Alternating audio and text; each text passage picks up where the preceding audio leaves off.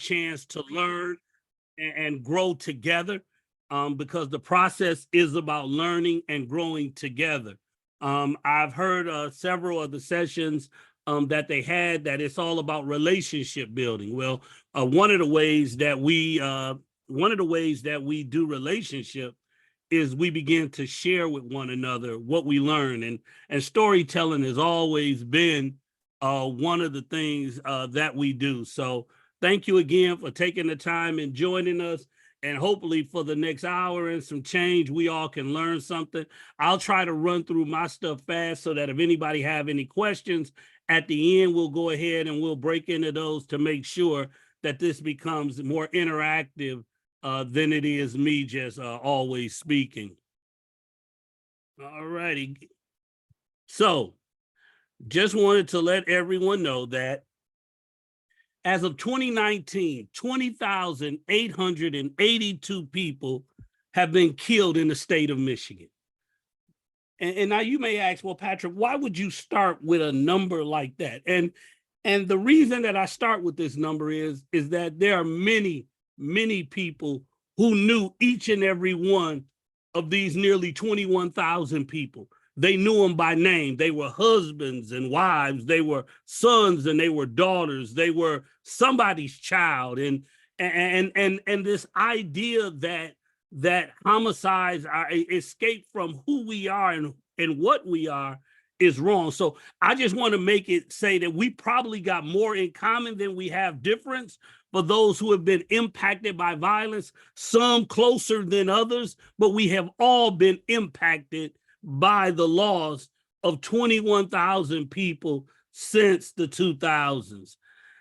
Again, so you may ask, who am I and who am I to come and to try to talk about this idea of storytelling with you?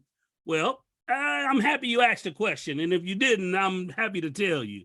So who am I? I'm a husband, I'm a father, I'm a son, I'm a community member, but more than anything else, I'm a storyteller. I've had the opportunity to do this at the national level with NeighborWorks America and the Story Center. I'm the lead facilitator for Community Roots, a community group that desires to lift up community voice as it decides to participate in the civic process. I'm also director of the North Flint Neighborhood Action Council. The North Flint Neighborhood Action Council role is simply this: to give voice to the voiceless and audibility to the hearing impaired. Again, by raising up community voice so that community can have the loudest voice at the table. And we operate with that simple mantra that many of you have heard before: nothing about us without us. So it is always community-led, community-driven. I have learned to lead from the middle and lead from behind. But at the end of the day, my goal is to simply make sure that residents have the resources necessary to tell their story and be the change agents, not some people helicoptering in and then plan on taking off later that evening. Okay? So they say a picture is worth 1,000 words. Well, we're about to find out.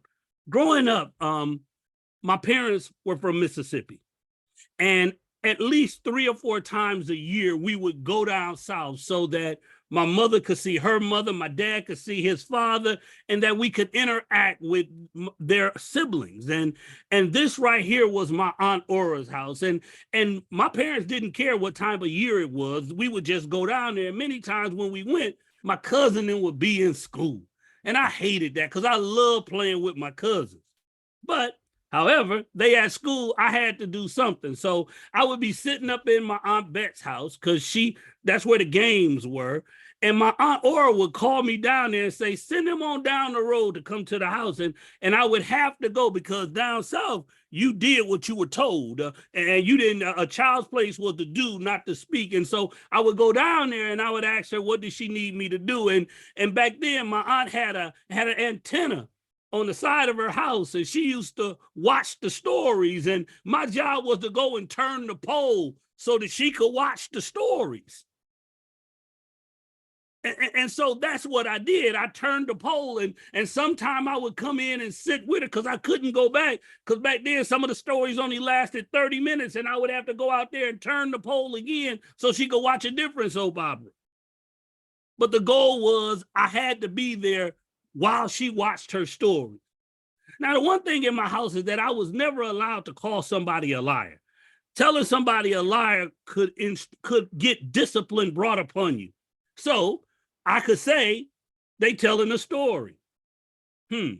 So my aunt watching the stories, I can't tell a lie, but had to say there were stories. So growing up my whole life, I've been around a bunch of stories. Some of them true, some of them not so true, but they're the story all along. I love my aunt because what I didn't realize is that she just wanted me to get to know her. And during those days and times I spent down in my Aunt Aura's house, I had a chance to get to know her, and she got a chance to get to know me. That's what the power of the story did. So, what will we do today? Well, we're going to talk about reliving of the story, the telling of the story, the sharing of the story, and then finally the teaching of the story. Okay? That's what we're going to do this afternoon. We're going to run through this and see how we can do it, and then we'll get to the question part of it. So, according to James Baldwin, every writer has one story to tell, and he has to find a way of telling it until the meaning becomes clearer and clearer, until the story becomes at once more narrow and larger, more and more precise, and more reverberating.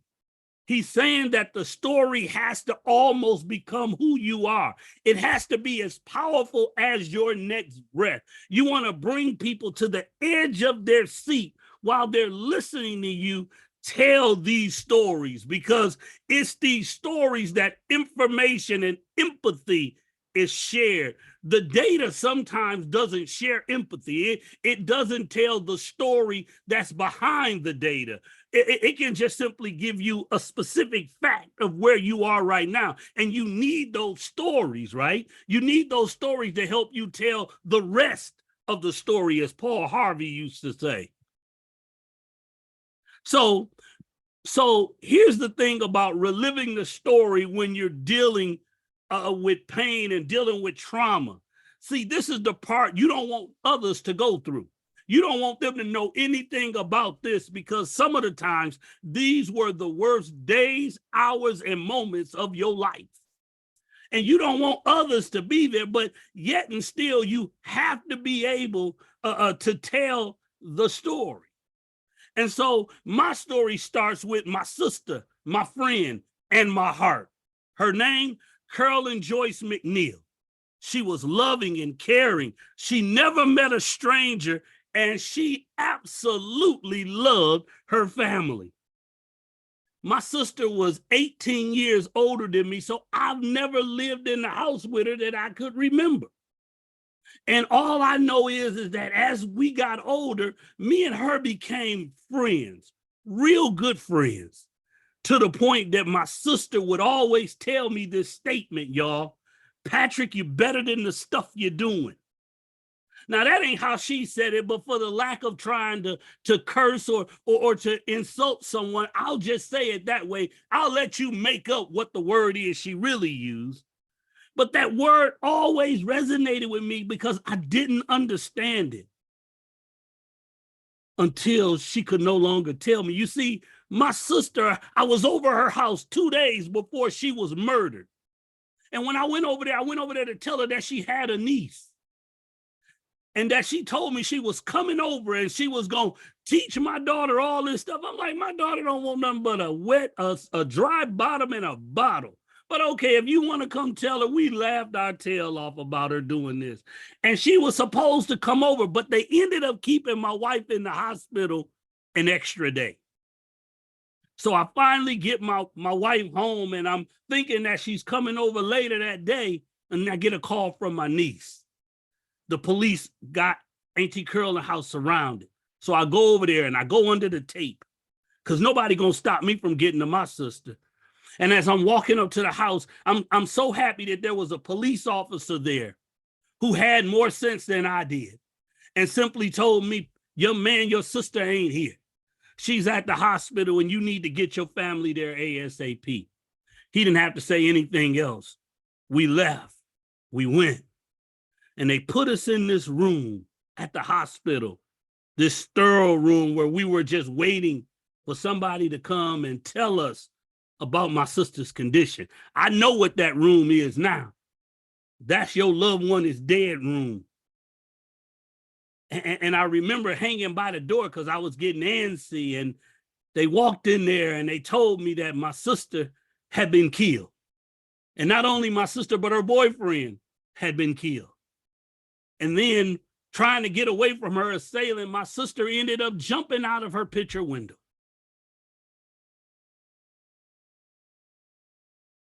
It hurt. In January 1997, I lost my sister, a friend in my heart. It almost turned me back from whence I was trying to leave from. But I remember what she told me. Be better than the stuff you're doing.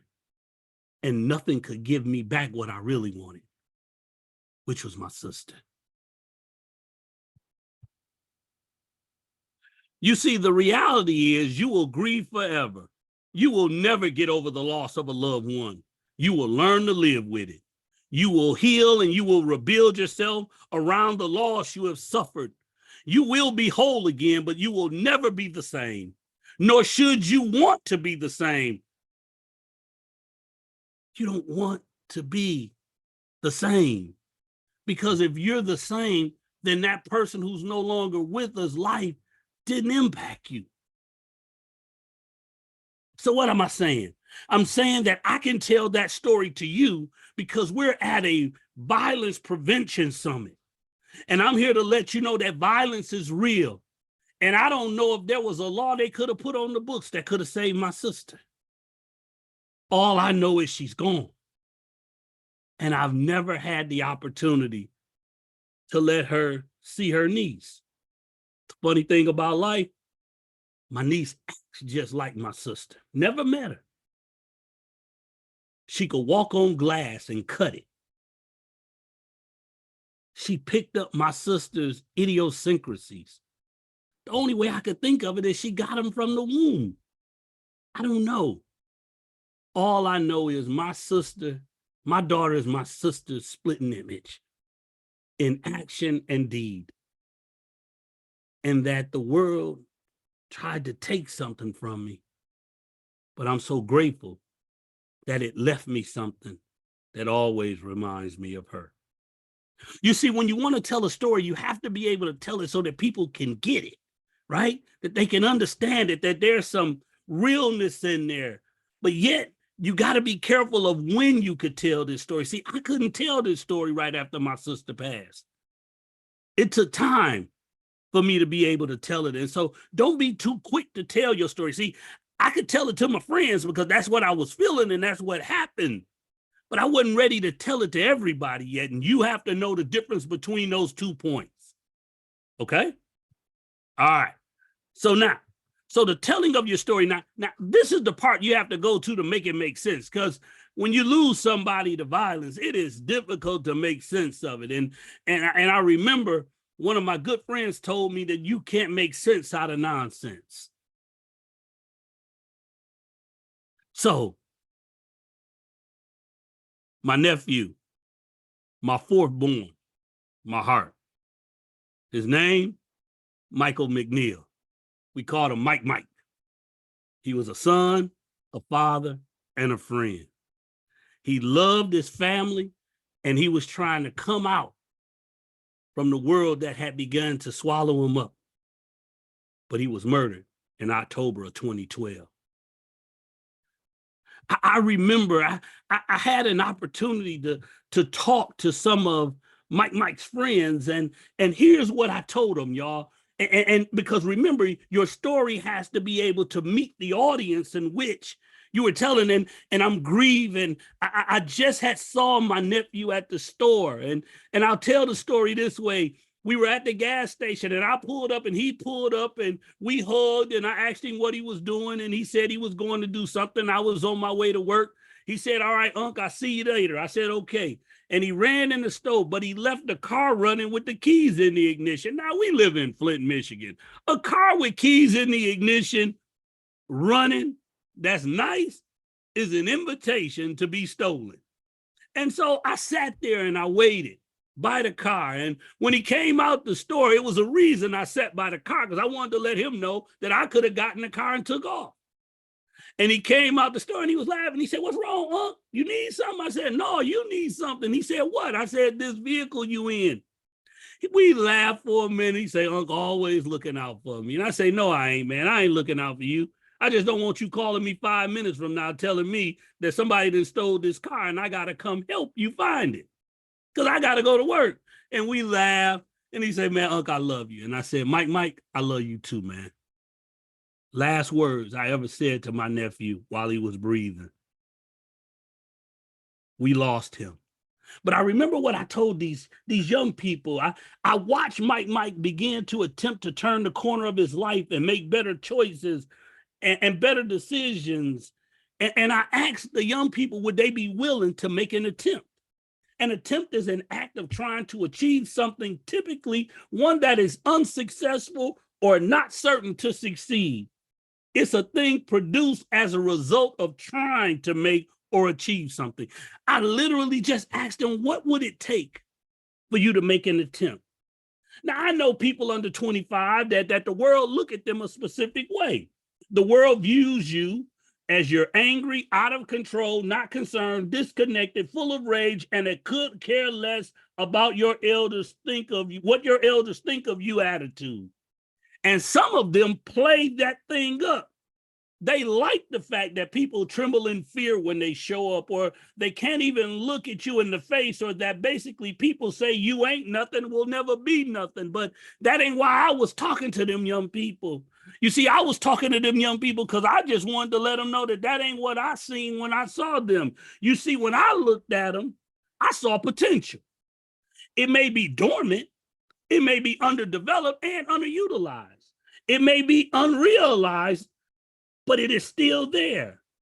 Yes, young people, there are still people who believe in you. You see, my role at that time, as I told the story of my last time seeing Mike, and my story for them is all they have to do is keep trying, because that's what life is. Life is full of attempts. We don't all get it right. We all know if we had a chance to go back, we might do some things differently. We may not agree with some of the decisions that we made, but all I know is we know that we can't do it like we did it, right? We know something has to change, and sometimes we forget that young people don't have the most positive people in the world sharing with them that they can do better than what they're doing right now. You see how the story from my sister leaks into my story from my nephew?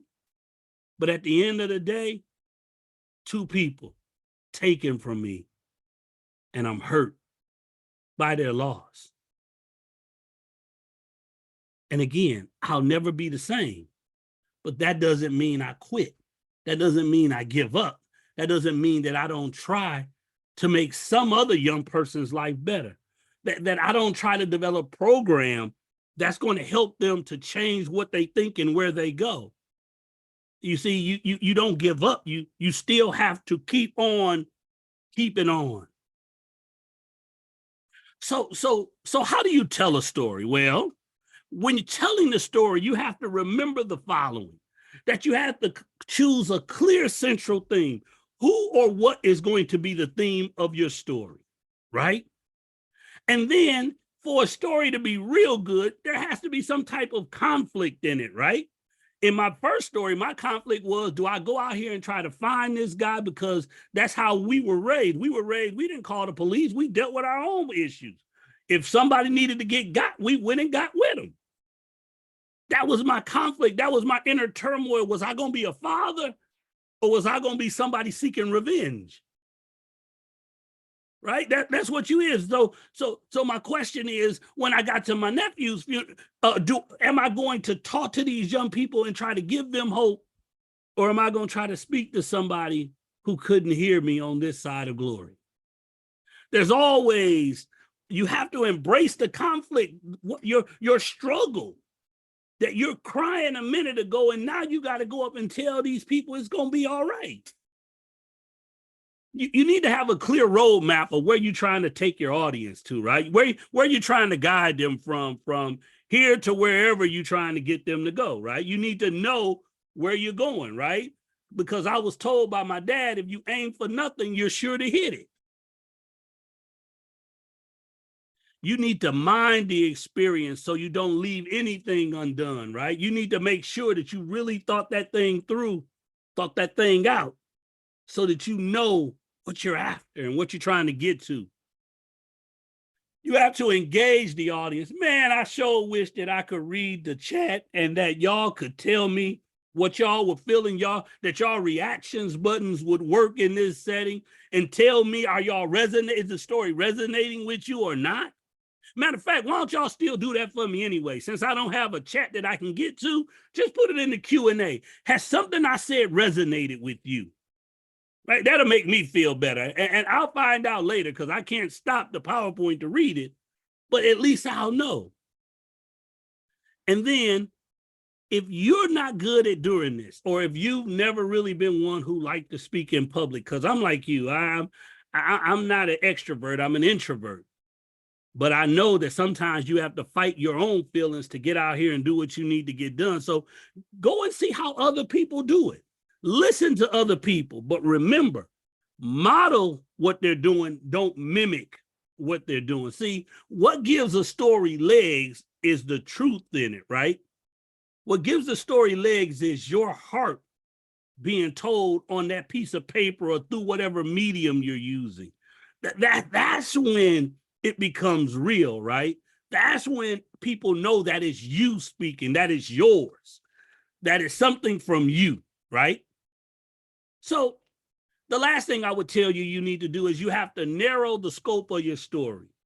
Because you're telling a true story from your own life, it can be hard to choose the important main points that you should include, because many people have a tendency of including every detail and end up inundating their audience with facts that dilute the central story, the central theme, the thing that you're trying to get across. So what you have to do is you have to try to get them there fast, right? You have to give some background because, there's always some background that needs to be given or the story doesn't make sense. But you try to move that story as expeditiously as you possibly can to a different space so that people will understand and know what you're doing, right? You don't want to dilute the central story. Choose a clear beginning and how you want to end your story. Then write the key plot events as bullet points, right? You don't have to even write down every single word. Some people have to do it, right? If that's the way you have to do it, you have to write out everything in long form. Do what you got to do. But people would rather hear what you have to say than watch you read a transcript. They want to be able to look at your eyes. See, I'm here to let you know that you are the PowerPoint. Let me say that again, y'all, so didn't nobody forget it. You, meaning you telling your story, you are the PowerPoint. You are what people are looking at and they're paying attention to. You moving your hands, your eye contact, your ability to scale the room if you're doing this in front of a group of representatives or senators, or if you're talking in front of city council, or you're standing before a church, or you're in a circle, just telling some people from your community what it felt like when you had the hardest, darkest day of your life. You are the central viewing point. The PowerPoint is there just to carry some information, but in reality, they're paying attention to you, right? Trust that your audience will be able to follow your story. And that's why you can't overwhelm them with too much backstory. Give them enough to let them know it was cold outside. It was winter. It was summer, whatever. But don't inundate them with unnecessary backstory. Okay? All right, so that's what you have to do when you're telling the story, right?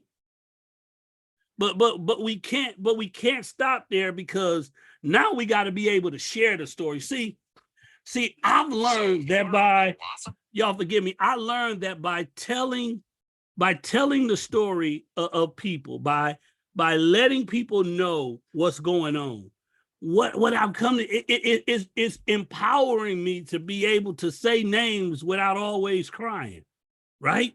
I can say my mother's name, who's no longer with us, or my father's name. I can tell a story about something that they did or an anecdote that they would say all the time that have way more truth in it than some of the books that I read for my master's degrees, right? It's when the sharing of the story begins to help you on your healing journey, right? Because we all have to find a way to heal from that trauma. We have to find a way to recognize, if not, we stay stuck.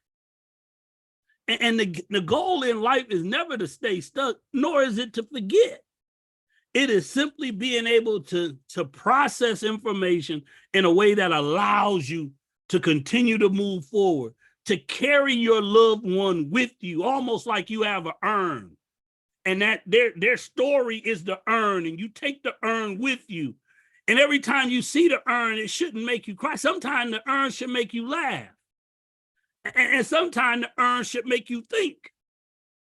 And sometimes the urn will bring out a tear because you simply miss that person being in your existence, in your physical life. And that's why the stories that we tell each other is what keep that person alive. That's why we have to tell them. So now we're moving from telling the story just to make some kind of sense to sharing the story because it's helping me to heal, right? So storytelling establishes common ground and empathy. I shared that earlier, but I want to make sure everybody gets it.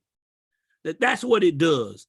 Have you listened to someone share a story about a life experience and you thought, wow, someone else been through what I've been through? And you think that is just you. See, that's why I started with that 21,000 number, because I'm not the only one who trying to make sense of a loved one whose life has been taken away. I'm not. I know I'm not. You see, clearly sharing your story has the potential, to help someone else feel less alone. See, while they healing, you healing. Our stories are powerful because they evoke compassion, even among strangers. You don't have to know me to empathize with me, to recognize, or if you sat where I sat, you can begin to get that feeling, and that's what compassion or empathetic concern can give you, right? It allows you to share your story in such a way that people now can gravitate to it and grab hold of it. You see, storytelling helps us to cope with our own emotions in a healthy manner, because I know that there are many ways that the destructive manner can take over. Y'all know, some of y'all may know what I'm talking about: drugs, alcohol, and these drugs could be prescription drugs too, folks. It don't matter to me which drug it is. If you're using it as a way of not dealing with what you're trying to deal with, it ain't helping. You got to figure out a way to manage life in a healthier fashion, and storytelling is one of the ways of doing it. You see, research shows that storytelling, such as expressive writing, can help us deal with stressful and traumatic events and can even positively impact our health. This is because storytelling helps people identify alternative narratives, not alternative facts, y'all, alternative narratives. It allows you to widen your view of self and challenge unhealthy beliefs. Believing that you got to stay drunk to deal with this problem is not the answer.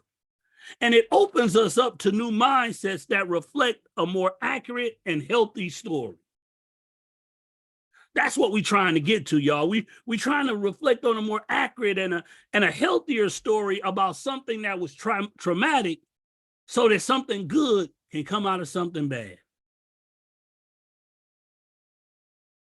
Now we're at the final point that I would like to bring up, and this is the teaching of the story, right? Some of you may or may not be storytellers and don't even know how to go about it. This is the part that leads you from pain to power. This is the way that you begin to be able to say it succinctly, You can, if somebody give you 15 minutes to tell the story or an elevator speech in 1.5, you are able to tell it and you can keep it moving, right? So how do you teach the story? Well, if any of you got a piece of paper around, you grab a piece of paper, like this, like a piece of paper, and then take the piece of paper and fold it in half like this. And then take the paper and fold it in half again like this. See? Now look what you got. Look like you got a little book. You got a front, you got a middle left, middle right, and you got a back. All right? So here's what I want y'all to do, right? On the cover, we're going to name this book. And we're going to name this book from a song or a quote or a movie, something that is meaningful to you about you having to experience loss, right? You experiencing loss. Just go ahead and just write the name of it down. Just write the name of something that's meaningful to you, right? And I'm gonna do it right along with y'all, just to let you know that you can do this, right? You can do this. Okay. So you got your title, right? Then you want to open it up. You want to open your book up. And on the inside left cover, tell us who you are and where you're from. Just tell us your name. My name is James, and I'm from Indianapolis, Indiana. And tell me something about you that make you unique or who you are. I am the third of 11 kids, or I am a soccer coach or soccer mom, and I take kids everywhere. Whatever it is, you write that down. You make that answer, right? And we ain't gonna take a whole lot of time. I just want to show y'all that we can move expeditiously fast, right? Right? You're moving expeditiously fast. All right, so now you got that. Then on the right-hand side, right? Tell us something that motivates or encourages you to keep living and giving, or share the struggle you're having with living and giving. It could be a picture, it could be a phrase, it could be a statement, it could be scripture, whatever it is, just something that helps you to keep going, right? Helps you to keep going and helps you to keep moving forward in a positive way. For me, as a person of faith, my go-to is trust the Lord with all thine heart and lean not to thine own understanding. In all thy ways, acknowledge him and he will direct thy paths. And if you read out of the NIV, make thy path straight. That's my go-to. That's when anybody asks me who I am or what my life verse is or what I stand by, that's it right there. So find what yours is, right? Find what that looked like for you and write that thing down. And then finally, y'all, on the back page, on the back of the book, I want you to either tell or show how you want to live the last day of your life. What does it look like? What does the last day of your life look like? What do you want to be doing? Where you want to do it at and who you want to do it with?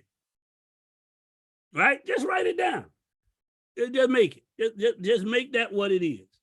Now, if we were in person and I was doing an in-person workshop, I would then sit down and I would listen to you tell your story.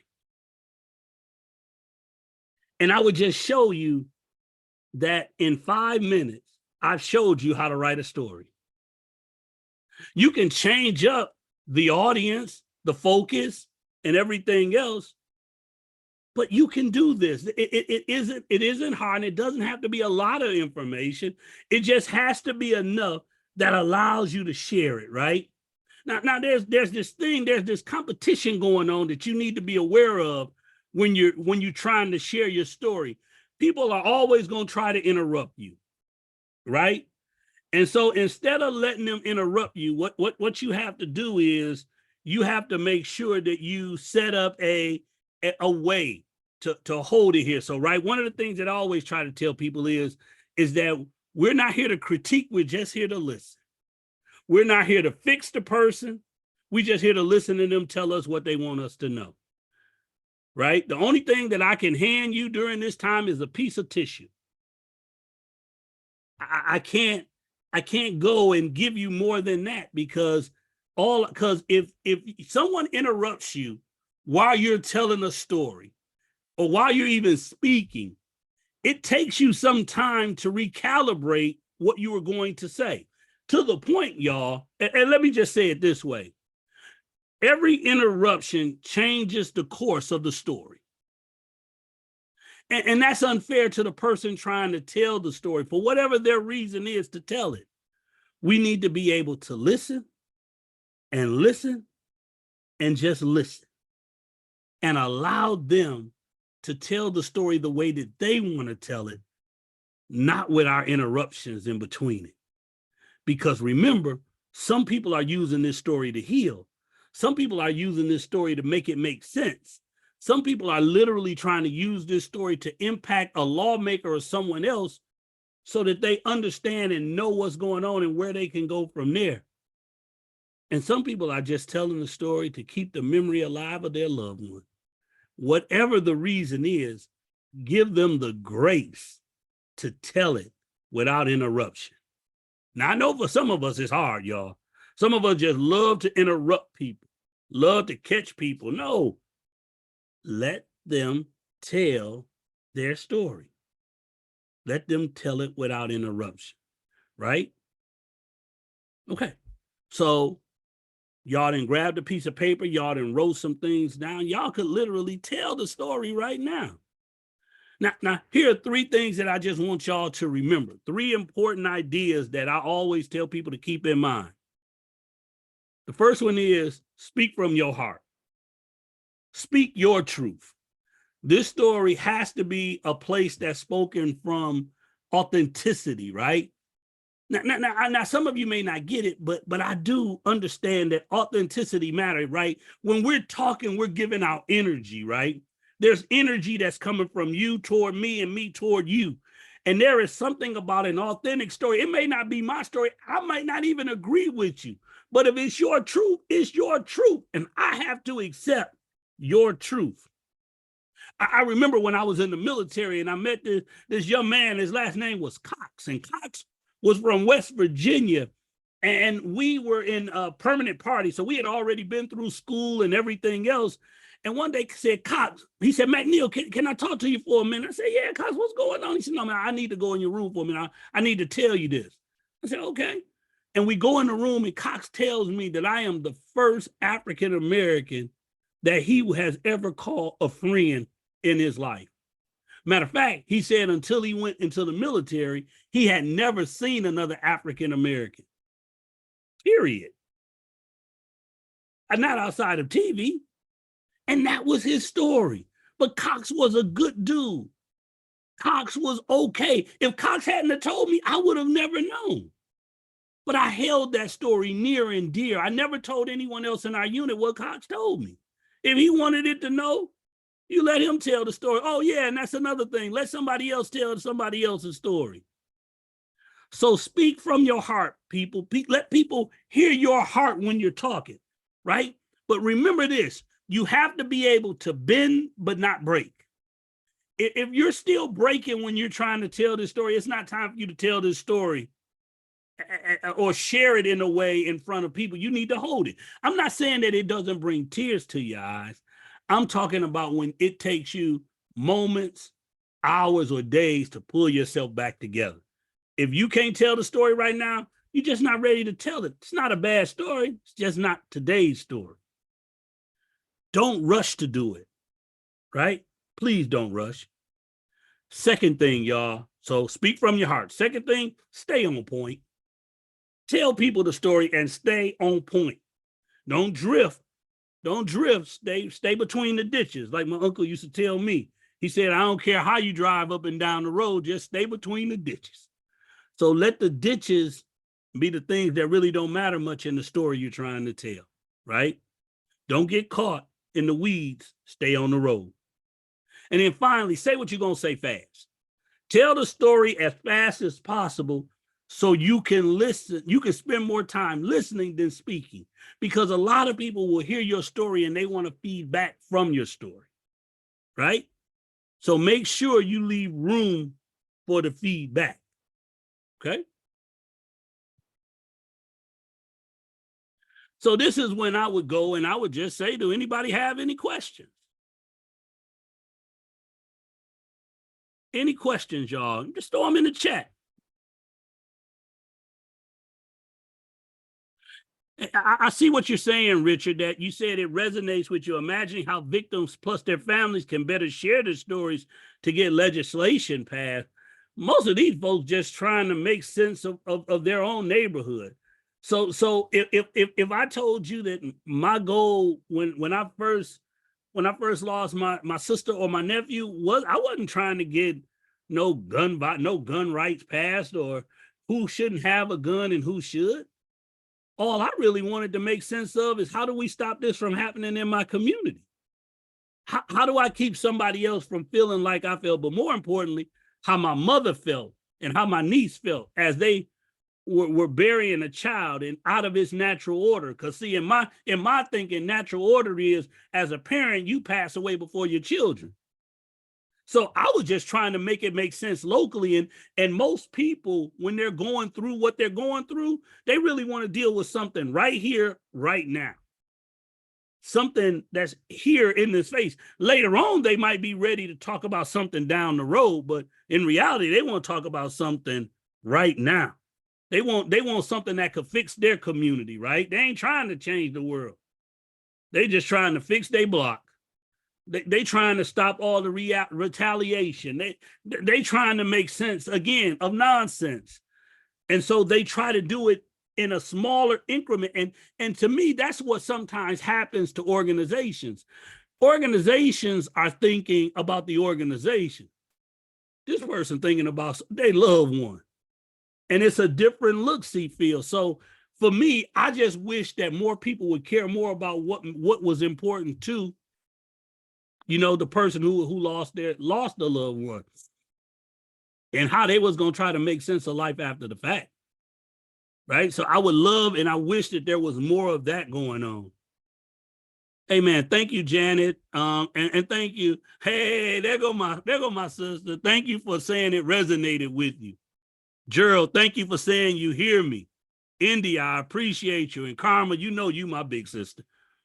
So I appreciate you. Anyone else, y'all? Any other questions or thoughts that y'all may have about how we need to tell these stories? Because these stories need to be told, y'all.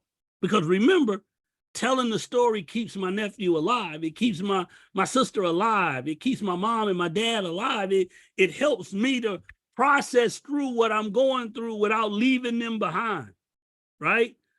Because that was Patrick when he was X age, and this is Patrick now. And I want to let them know that if they see me, they'll still recognize me. Because I never forgot about them. And I hope they never forget about me. Any other questions, y'all? Anything that's jumping off, that's resonating with you? Anything else that I could stop and share or make sense while we together? Oh, okay. Is there a place to collect and share these stories? Now that's a good one. Again, it just depends on the type of stories and what type of repository would you like to make? The first thing first for me is that the story belongs to the storyteller. That the way that these stories are given out or parceled are based on how they feel about it. They may tell you the story, but the story is not for you to tell anybody else. It was just something they wanted you to know. You had built that trust. See, I got this shirt on. The shirt say "Got Trust," right? Because for me to tell somebody else's story, somebody else got to trust me. See, I told my niece what I was doing before I did it. I said, "Hey, look, I'm doing this thing at this conference, man, and I want to talk about your mama. Is it okay?"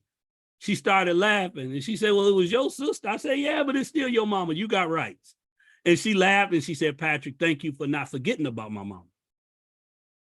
And I know what you're going to tell them. I know you're going to have them laughing about my mama because I knew my mama was crazy. And I say that is such true. So it's the storyteller story, right? Now, if you want to have a repository for it, man, I love the idea of doing some short storytelling models where you can do it in like 3 or 4 minutes. You could do it with still pictures. You could do it with video. You can have some music playing in the background and have somebody narrate the story. That's a lot what we do at the Story Center. That's how we tell stories digitally. Digital storytelling, that's one way of doing it. Sometimes you can just capture the audio and maybe a picture of the person and have them tell the story. And that way because people love to hear their voice and people love to hear their name. And so if I'm telling the story, I just want to make sure that my name and my voice is somehow brought across in what's being done. So again, always talk to the people in a repository. One of the things that happened in Flint, and it wasn't because of a good reason, it was actually because of the water crisis, is that our local museum actually caught stories of people who were impacted by the water crisis. And what did it mean to them? And they gave them 60 seconds to tell it like they wanted to tell it. And it's now a permanent museum. It's there. And we're actually working with them on some other things now about how do we gather this information all this time after. But did we talk to enough regular folk? Our regular folks' voice taken into account? Because sometimes the only thing we hear is what they show on the news in like 38 seconds and then 15 minutes of setup from the newscaster. So yes, I would say collect them, collect and share, but only with community input. Matter of fact, this is a great way for a community to share a new narrative about itself. Because so often we've allowed other people to create the narrative. So I say, yes, collect the stories, share the narratives. Don't forget to let the people who told you the story tell their story. And if there's a way to give them remuneration or pay for their time, give it to them. Because it's their story. It's their intellectual property. We pay everybody else. Might as well pay the resident. Maria, she asks, how do you suggest we get kids to tell their stories? Woo. You know, that's a hard one because young people have to feel comfortable around you to tell their story, right? And they know they have to be able to tell it without judgment. And a lot of times old folks love to judge people, right? We think that we should respect old people just because they're old. And that's probably the way that many of us were raised, but these kids weren't raised that way. They say respect is earned. And so you want respect from me? Show me respect. Now, our elders can't stand that statement I just made, but it's the reality that we're living in. And the question becomes, is it more important to know who right and who wrong, or do you want to get somewhere where we're having intergenerational dialogues and conversations, where these young people feel comfortable enough to tell you how they feel and about you, how they feel about other elders, and how they feel about what is it like growing up. Many of us forgot that one day, I don't know, maybe my grade might be older than everybody else's, but I remember I used to be young one day. And I remember, I was a handful. And if you didn't like it with cuss words, I couldn't know how to tell you otherwise. So to get kids to tell their story, especially the teenager ones, is literally to respect them and just give them room to tell it when they want to tell it and let them tell it how they want to tell it without you being so thrown off about what they just said. Younger children, the way you get real young children to do it is through play.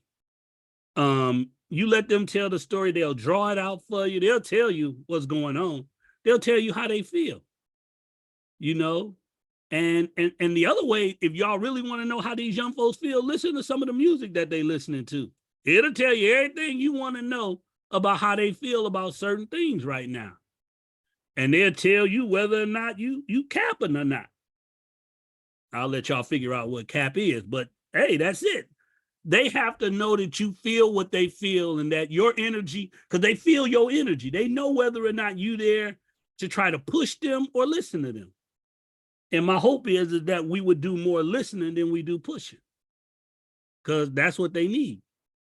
And it's actually what we need to bring about the type of change. So what they used to say, I used to hear people say this: old men for counsel, young men for war. If you turn that into a word for community building or community change, old people for counsel, young people for getting out here and being able to pick up that tire that's in the middle of the yard. So we need those young people. We need their back to help us to get done with the things that we need to get done. And actually, they can talk to community in a way that maybe I can. I was listening to the CVNI gentleman from Detroit earlier, and he said his dad was having this rally at the church, and they was looking for their keynote speaker, only to find him at the corner talking to young people already, because the young people wouldn't come into church. But he could meet them at that corner and have a conversation with them. And sometimes that's what we have to be willing to do. Are we willing to be uncomfortable for somebody else to be comfortable? Because whether we know it or not, they still trying to process death too, y'all. They're trying to process violence. They're trying to process the same thing you are, and they don't have as much experience doing so as we do. I still remember somebody asked me one day, how old was I when I saw my first person get killed? And I remember I was 16. I was 16 when I saw the first person in my life get killed. I still remember it vividly. And how I just stood there for a minute and looked at him. But again, if I started telling that story, I'll be off kilter. But I just remember. So violence never really leaves you. And all of a sudden, we begin to do this. And I'll share this. And then if nobody else have questions, I don't make things longer than what they have to be. But here's what I will tell you. I will tell you that it's one thing to have a mass shooting, right? And don't get me wrong, for the people that were in Oxford, Michigan State, or anywhere else mass shootings have happened, you can't do anything but feel the pain that those folks are going through during this difficult season. But what I want those folks who are going through that to remember, just imagine if that's your everyday. Your everyday is filled with nothing but violence and death, to the point that it becomes normalized. How is it that it's okay for the greatest nation in the history of the world to allow some people to grow up thinking that violence isn't abnormal, but it's normal? And sometimes that's what we do when we forget about what it's like to be poor and marginalized. And when you begin to look at all the social determinants of health and you see what people are dealing with just trying to make it.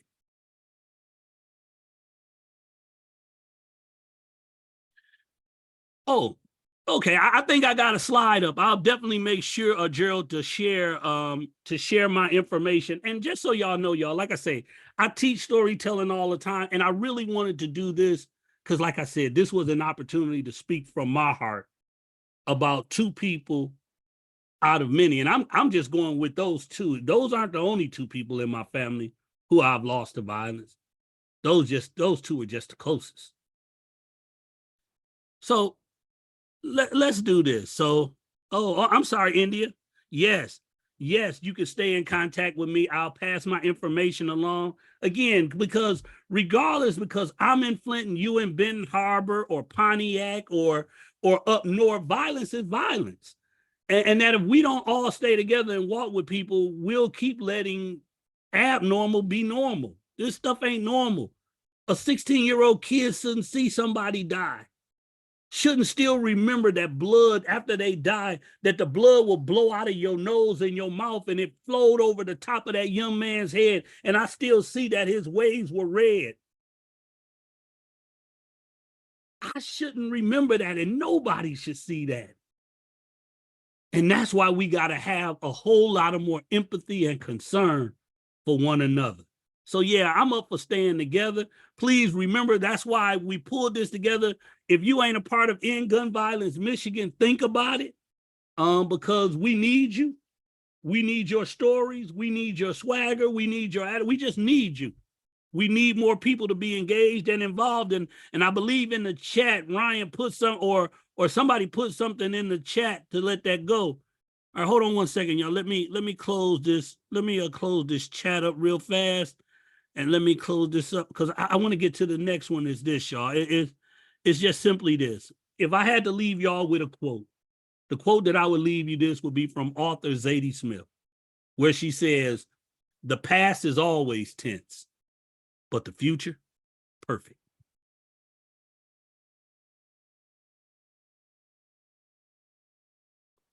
If any of you want to contact me, here's my contact information right here, director@northflintnac.org. That's my email address, best way to contact me. Just shoot me an email, and I would love to just stay in contact with people who really want to see folks change and grow. And if there's anything I can do, please let me know. Like I said, this is just what I do. This is what I do. All right, I'm going to stop the share right there. Anything else, y'all? I know I'm way early, boy. I finished up way earlier than what I was supposed to. I was supposed to go to 3:15. I done got done at 3 o'clock, y'all. Am I trying to give somebody their time back?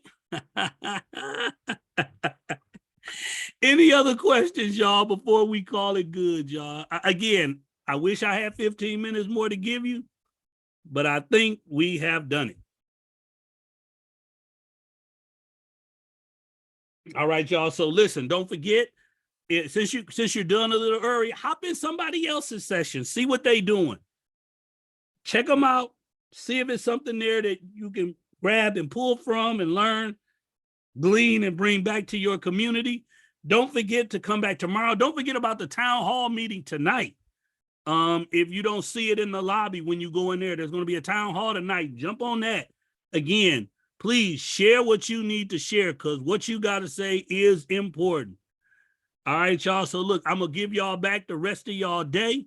Thank y'all so much for listening. Thank you for your encouraging words.